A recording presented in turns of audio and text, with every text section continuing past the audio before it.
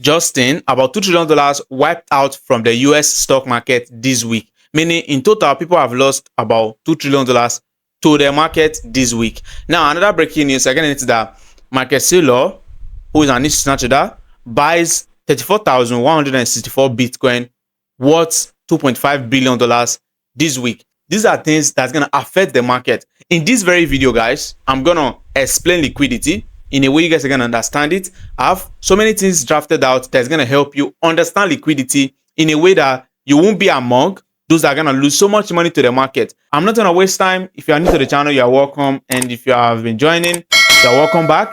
And let's get started. Now, liquidity is something that everybody needs to know about in trading. Because if you don't understand it, definitely, it's just like you don't know something, you are going into it. Definitely, if you don't try to learn that thing, you're going to keep failing at what you're going into. So you want to understand liquidity in trading before you go into trading. Now, liquidity is money present within the market, either from your stop losses and your pending orders. Now, once you go over, set up an account, you want to start trading, you fund any amount, right? You put in $100 right there. That $100 is still your money. But the moment you take a trade, you have a stop loss set. That's liquidity. Why? Because the moment the price gets to that stop loss and then hit your stop loss, you're going to lose money to the market. And that's you providing liquidity to the market. That's you providing money to the market. Then pending orders now is going to get you involved. The moment you funded that account, any capital, 100, 1,000, that money is still yours. But the moment that you take a trade, the trade activates. You take a buy, the buy activates. That money is now present to the market. That money is not going to be used to fill orders. And you know, once you're about getting out of the trade, you're about leaving that trade, you either close either in loss or you close in profit, which I'm going to explain everything regarding this liquidity so you can understand it. So liquidity is money within the market from majorly stop losses and pending orders. You know, it's not that they're the ones who move this market, right? Large orders from institutional traders move the market. Like this news now, Michael Saylor buying about 34,000 BTC over $2.5 billion. This is a type of news that's going to move the market. Meaning he's interested in buying. That's a large volume that just entered for buy. Meaning high chance that that market is going to go up. Now, so for them to buy, for them to get involved, for him to purchase that BTC, is going to need liquidity. Meaning for market to move in any direction, if it goes down, go up, for market to move in any direction, it's going to need liquidity. So you can see liquidity is extremely important. So I draw this diagram to represent liquidity so you guys can easily understand it. Now, like I said, you fund any capital, you fund any account, that money you funded, $10,000, $100, $5,000, any capital, that money you funded is still your money. But the moment you take a trade, you're going to have a stop loss. That stop loss now is going to provide liquidity to the market. So take it to be like this. In trading, there's this what we call liquidity pool. I'm trying to explain it in a way you guys can understand it. So in trading, there's what we call liquidity pool. So this liquidity pool now is like a pool where money is in the market. Michael Saylor, he bought Bitcoin. He bought it from this liquidity pool. He bought it from this liquidity pool right here. That's where he bought the Bitcoin from. Then if someone is selling, let's say Michael Saylor sold $5 billion worth of Bitcoin.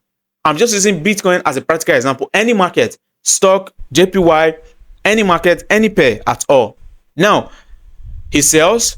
If he sells now, he's going to sell the Bitcoin or whatever he's selling into this liquidity pool. So take it to be that way. That's how liquidity pool is. So take it to be that way. It's just like a pool where every transaction is happening. You buy, you are buying from here. You sell, you are selling from here. Now, in trading, you hit stop loss, you are providing liquidity into this liquidity pool. Meaning you are helping those institutional traders get their orders filled because you are losing money into this liquidity pool. And remember, this is where they are able to buy or take the buy, enter the volume they are purchasing. They are buying 100 units, they are able to purchase that 100 units directly off of this liquidity pool. Why? Because there's liquidity right in this liquidity pool. So now, stop losses is going to provide liquidity. Pending orders, your buy limit, sell stop, they're going to provide liquidity to this liquidity pool as well. Then you taking profit of a trade, you take a trade, you took profit, you are taking liquidity out of this liquidity pool. So with this, I believe you're able to get some understanding, right? So that's how it is in trading. Now, that now brings us to how it does work. In trading, I've just explained it now theoretically, but on the chart, how does it now looks like? How does it now work? Now, liquidity, like I said, is a stop losses and pending orders where traders get involved, and majority of the time they are always stop losses. Now, where we have the major liquidity, where we have the major stop losses, these are the zones where we have the major liquidity. So where we have the most liquidity, we have liquidity above every high. So where we have the most liquidity first is above every high. Then we also have liquidity below every low in the market. Now I'm going to go over to the chart and I'll show you a very nice example right there on the chart. So you can easily see a very nice example. Above every high, there's liquidity. Below every low, there's liquidity. It doesn't have to be Asia section high, Asia section low. No. Price got here. Price got to this very high. Got here, started going down.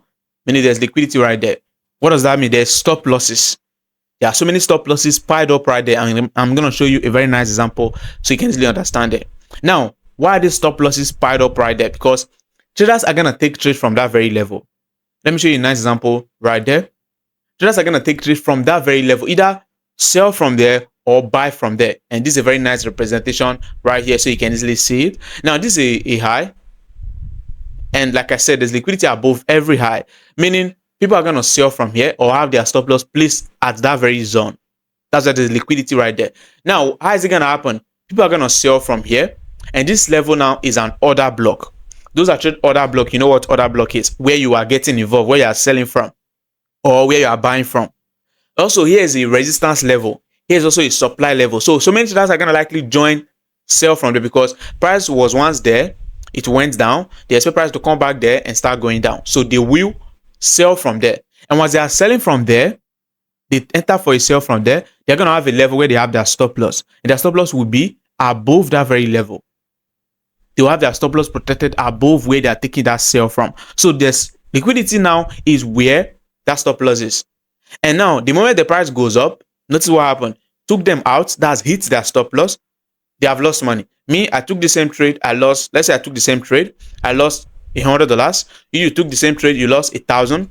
And after that, took the same trade. He lost 100,000. And after that, took the same trade. He lost $1 million to this same trade. Why? Because so many traders are gonna get involved. It's a major zone where everybody has eye on. Not just you, not just me. Over 100,000 other traders. They are watching that same zone, and they are doing that same thing. So what's gonna happen? We're gonna take the loss. So that's where we have the most liquidity. And also below every low. Below every low, there's nothing like Asia low or Asia high or London. No. Below every low. This is a low right there. There's liquidity. Stop losses are right there.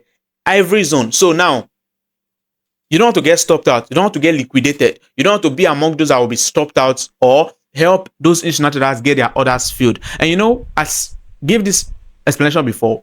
For those institutional traders to get involved, they need liquidity. And they are the ones who will move the market. Meaning if the price is going to go up, it's going to need to either get liquidity from pending orders or get liquidity from stop losses. And you understand this now. You don't want to be among those that will get stopped out, that will be liquidated from the stop losses. And it's going to be like this very nice example. This market is going to sell. You're going to notice that this market is actually going to sell. But what happened? It took out that high first. Took out this high first before it started selling. And liquidity has been gotten. So many institutional traders now are now able to join this very sale. Why? Because so many liquidity have now been provided to the market from stop losses. Then this is something you want to understand in a way you're able to avoid being liquidity. I believe this explanation now is making liquidity very clear for you guys.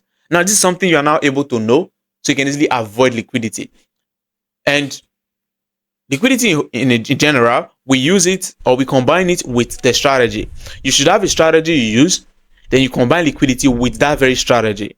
Maybe you use support and resistance. You want to add up liquidity to that strategy in a way that you are aware of liquidity, then you are using your strategy to go about take your trades. Now, with this approach, first one, we have the stop hunts. Stop hunts, in brackets can refer to it as liquidity grab. And I'm going to show you a very nice example right there on the chart. Let me show you this real quick. Stop hunt now is form of fake outs. Fake outs, and then you know what fake out is? Fake movement, right? It just went there to take you out. Like this very nice example. This is a very beautiful example. Price went up, took out that high first. Everybody who have their stop loss right here, like this very trade now, I got stopped out. Everybody who have their stop loss right there now, we are stopped out of this very trade. And what happened? Price started going down. So that's what stop hunt is, or liquidity grab is. And this is one way market is going to hunt for liquidity. And once you understand this, you're going to know that, okay, I'm not meant to be among those that will be stopped out. So what do you want to do? You want to trade after the stop out has happened. This is not with my strategy. With my strategy is a second way. Example, liquidity is being gotten, right? Which is the inducement. I'm going to talk on it. So with the stop hunt, you want to wait for the price to clear out the liquidity first, so you won't be the liquidity to be cleared out. Once the price has cleared out liquidity, then you can start joining your trade. Then the second one is the inducement. The inducement now is the one I now personally make use of with my strategy. Like I said, we combine liquidity with whichever strategy you trade, then make the most out of the market. So this one is that form of inducement, form of a trap, form of a fake movement. And this is a very nice example. Let me represent it so you can easily see. Then I'll go to the chart and then show you. Now this is a level where everybody wants to buy from.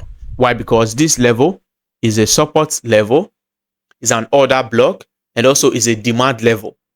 Right? All of those things now, they are showing that, okay, this is a good zone that everybody's gonna buy from. Then price is gonna form a fake movement, a fake inducement. I call it inducement, which is this very order zone. This one is now a new demand level, a new support level, and a new buy level, which is an order block. A new buy level, a new support level, a new order block. So we now have two order blocks in place.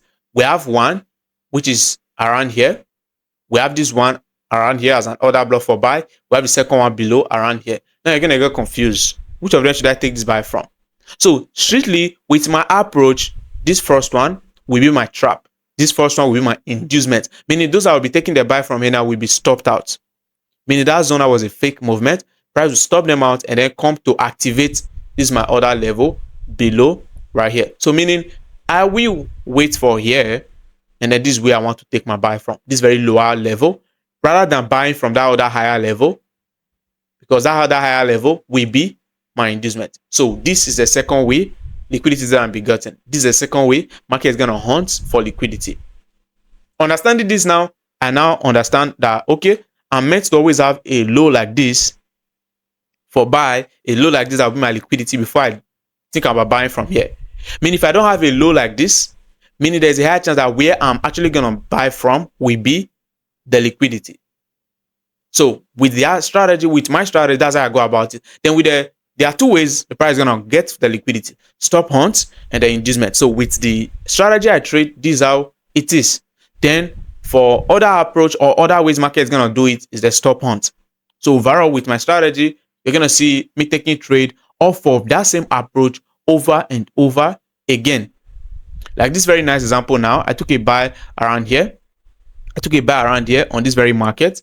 There was a buy level around this very price level, which is where this price goes to, and then I took a buy. I've already taken profit on the trade, which multiple scenarios, multiple trades, this is how I go about it. Right now, I didn't buy from this other level. Well, this is also a buy level, this very level right here, but I indicated it as a trap, as my liquidity for this very buy. So price took out the liquidity and it started buying from this level I've marked out. So this is how liquidity is, and this is how liquidity works. So I believe this video has helped you understand liquidity. And like I said, we combine liquidity with strategy so you can easily go over and make the most out of the market. Right, so I've done multiple videos on the strategy I trade. Go to this very YouTube channel again and see videos I've done on the strategy I trade. Then see how you're able to understand this liquidity I've explained in this very video, and then start replicating it on your chart, and you're gonna see a very big difference in your trading. So with everything I've tried to explain now, I believe you now know how to spot liquidity in trading, and also you've now understand everything regarding liquidity in the market. These traders that lost over $2 trillion now, they've lost it either with a stop hunt or with a liquidity grab, which is the inducement or the trap. Then market seller was able to buy BTC. Why? Because people have lost money, either through the stop hunt, the liquidity grab, or the inducement, which is the trap. Right? So if this video is helpful, like the video, subscribe to the channel, and I offer mentorship. If you want me to teach you directly everything regarding the market, everything regarding how I trade, I offer mentorship. Link is in the description to join my mentorship class. And I'll see you guys in the very next video.